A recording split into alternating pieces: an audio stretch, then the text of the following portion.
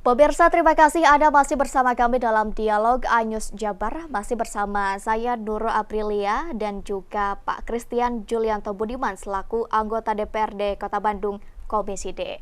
Terima kasih Pak masih bersama kami. Tadi luar biasa ada yang menarik terkait Kota Bandung ini, sebetulnya ada beberapa potensi bencana diantaranya banjir dan longsor. Namun tidak hanya itu, ternyata juga gempa ya. Gempa juga menjadi salah satu bencana yang perlu diwaspadai di Kota Bandung sendiri. Dan bagaimana Pak Kris sebetulnya melihat bencana ini, Pak? Ya, Kota Bandung kan memang dikelilingi oleh pegunungan, begitu ya. Jadi potensi untuk gempa juga cukup besar. Apalagi kemarin sempat ramai gitu di media bahwa ada potensi terjadi megatrust. Gempa di Patahan Lembang. Betul. Saya pikir dengan adanya BPBD akan memberikan sosialisasi yang lebih masif kepada masyarakat apabila terjadi gempa. Apa sih yang harus dilakukan? Ya jujur-jujuran kita gitu, seringkali di masyarakat kan ketika gempa juga kita bingung. Kadang hanya diem saja gitu, alas ya Lini gitu kan gempa gitu ya. Panik begitu ya Pak, atau bingung panik. mau ngapain. Sebenarnya kan ada mitigasi yang bisa dilakukan. Bagaimana memberikan pengetahuan tentang triangle of life misalnya. Ketika terjadi gempa harus berlindung di mana, apa tempat yang paling aman, atau keluar ke area terbuka atau seperti apa. Saya pikir dengan adanya BPBD bisa memberikan edukasi yang baik terhadap mitigasi kebencanaan, dan bukan hanya gempa. Mitigasi bencana lain pun bisa disosialisasikan dengan lebih baik oleh BPBD itu sendiri. Luar biasa. Jadi memang itu juga salah satu tujuan yang memperkuat kenapa BPBD ini harus dibentuk. Salah satunya untuk memberikan edukasi, mitigasi bencana dan lain sebagainya di Kota Bandung ya Pak. Tapi kalau saya boleh tahu mengenai anggaran yang dibutuhkan Pak untuk mendirikan atau mengoperasikan sebuah BPBD ini, sejauh ini seperti apa mungkin Pak? Dari pandangan Bapak sendiri nih. Baik, ya tentu kalau bicara anggaran, kita juga sudah mempertimbangkan aspek itu di dalam pembentukan BPBD sendiri. Sejauh ini anggaran untuk BPBD memang masih ada di Diskar PB, masih digabung. Karena apa? Karena yang tadi disampaikan, bidang penanggulangan bencana itu saat ini masih ada di bawah Diskar PB.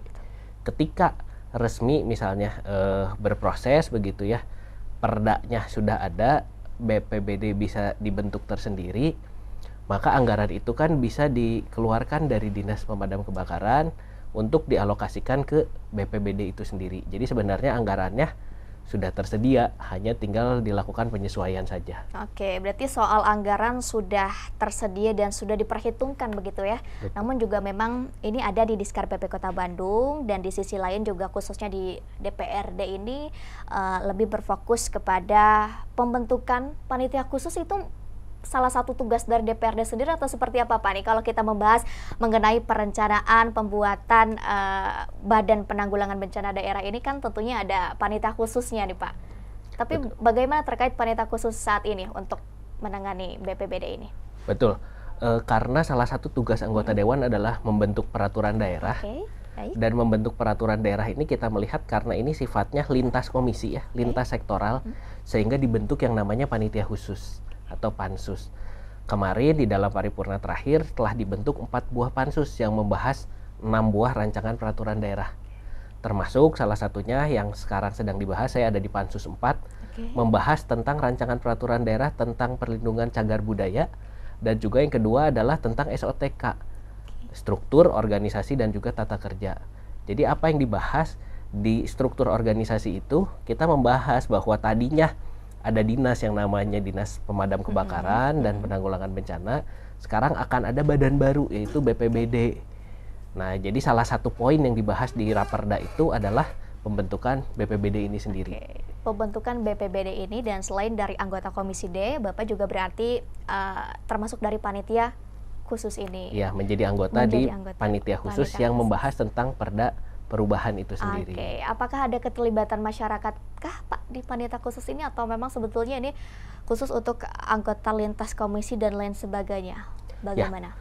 Dari DPRD sendiri saat ini ada program yang namanya sosialisasi rancangan peraturan daerah.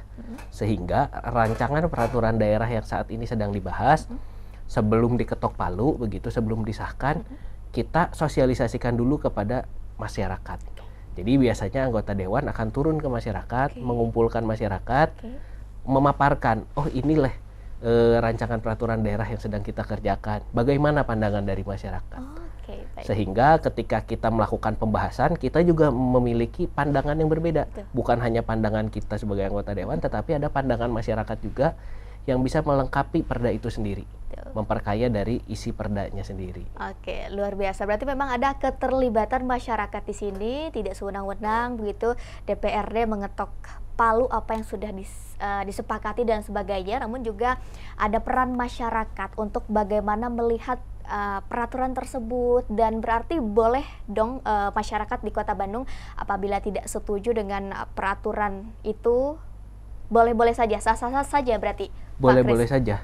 Apabila masyarakat juga memiliki pandangan yang khusus atau pandangan yang berbeda, juga bisa menyampaikan aspirasinya kepada anggota dewannya langsung atau juga melalui sekretariat DPRD. Itu sangat diperbolehkan dan bahkan ditunggu gitu, dinantikan. Luar biasa. Jadi aspirasi masyarakat juga sangat dibuka lebar, bisa didengar oleh anggota DPRD di Kota Bandung ini, begitu ya Pak? Betul. Ya? Luar biasa sekali. Ini untuk pembentukan Pansus 4 sejauh mana proses, apakah bisa rampung misalnya Pak di akhir tahun ini, atau melihat proses pembentukan BPBD ini seperti apa? Target kapan akan selesai rencananya seperti itu?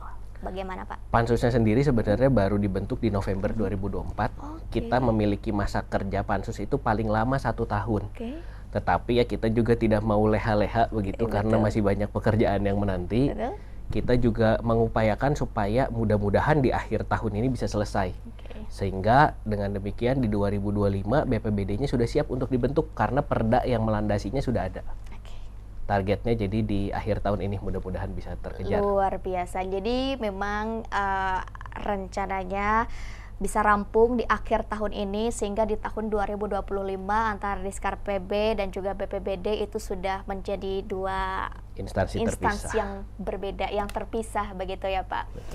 Oke, luar biasa Pak. Tapi akan kita bahas lagi nih, lebih menarik lagi mengenai tantangan yang dihadapi sebetulnya oleh DPRD sendiri terkait pembentukan BPBD ini. Namun sebelum itu akan ada jeda terlebih dahulu. Pemirsa, jangan kemana-mana, tetap bersama kami dalam Dialog iNews Jabar.